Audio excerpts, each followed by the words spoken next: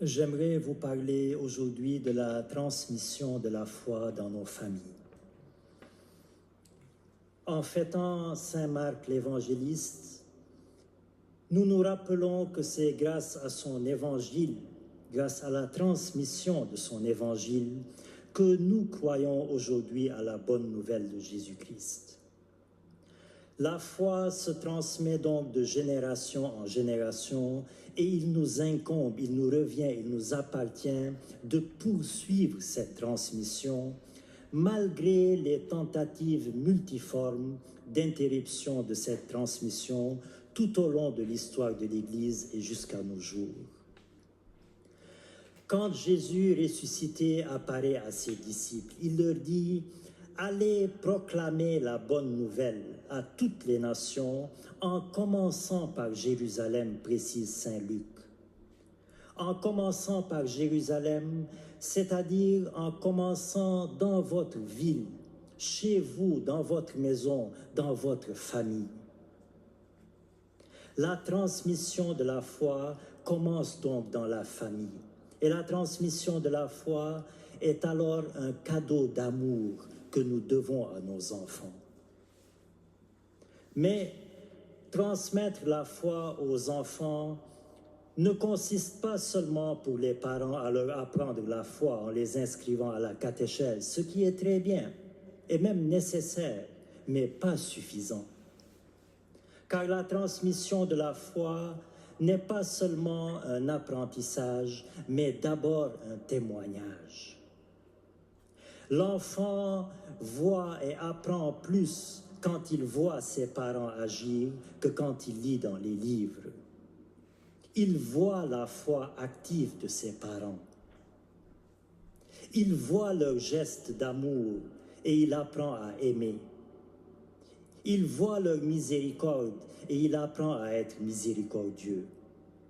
Il entend leurs paroles respectueuses et il apprend à être respectueux.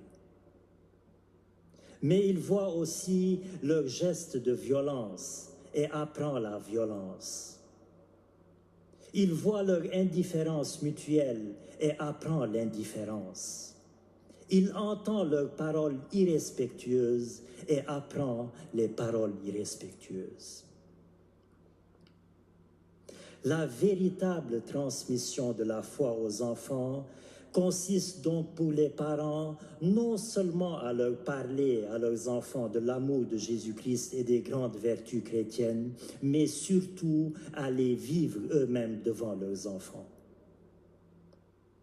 Le témoignage de la foi vaut mieux que 1000 discours sur la foi. Il vaut mieux vivre la miséricorde que d'en connaître la définition. Il nous appartient donc de poursuivre la transmission à nos enfants. Si l'enfant à la maison, s'il entend seulement ses parents lui parler de l'amour du Christ, sans le voir cet amour dans leurs parents, eh bien, l'enfant prendra Jésus pour une simple idée et sa foi pour une simple formalité. Alors, chers parents, les fleurs de demain sont dans les semences d'aujourd'hui, nous dit le proverbe.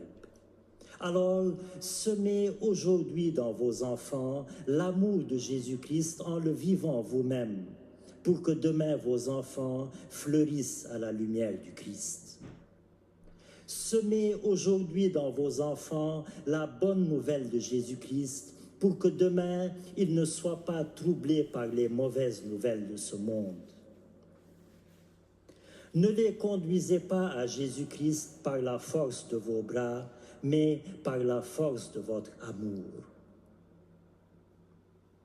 Et demandons aujourd'hui, frères et sœurs, demandons par l'intercession de Saint Marc, qui est le transmetteur sacré de la bonne nouvelle, demandons que la foi s'incarne, prenne chair dans les parents et se transmette ensuite à leurs enfants pour que nous formions, pour que nous bâtissions des familles chrétiennes unies, soudées et épanouies dans l'amour de Jésus-Christ.